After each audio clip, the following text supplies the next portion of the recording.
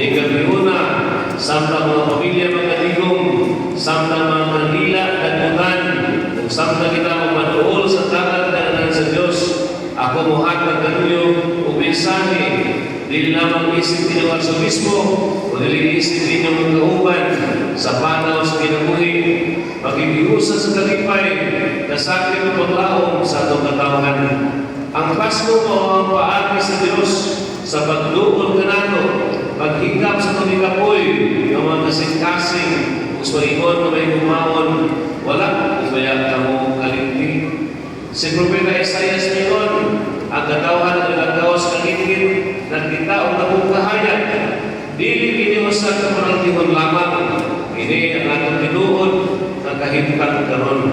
Ning binabay na tungin, daghan na nato ang ilagaw sa kalingin, ang kalingin sa mga linog, baha o bagyo, na nagaguba sa mga kulianan, ang kalingin sa kakabos, walay kasiguruhan, ang kalingin sa korupsyon, na nangawag ikan sa mga kabos, ang kagitgit sa mga institusyon na di nagkasaligan, ang kagitgit sa mga líderes na nalimot sa ilang panupas sa kamuhan na ilang alagaran, ang kagitgit sa mga pamilya na halos nila na magkahutay, daghan sa mga kaisunan ng pangutanan sa ilang hilatman.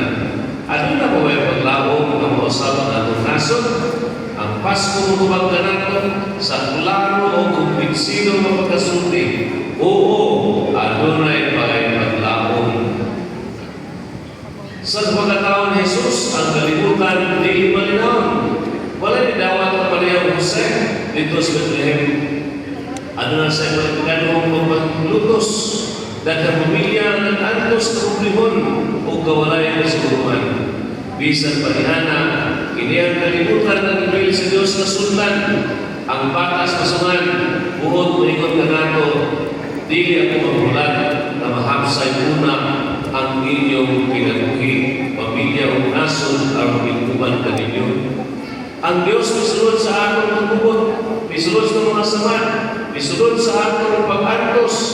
Ang Pasko, dili sa kapagtalikod sa kasakit. Ang Pasko, mao ang Diyos na magikuban ka nato sa kasakitan. Ingon si Isaias, kay alang ka nato, o sa kabata ang ipagkatao, nga ng bata, kaya ang kausapan, magsungkol pa sa pupos, dili sa masigar mo. Kaya ang pagbago, magsungkol man sa nagmaniputang, dili sa kahong. Kaya ang Diyos magpupod man, o pag-usap, diligitan sa mga palasyo, o diligitan sa pasungan.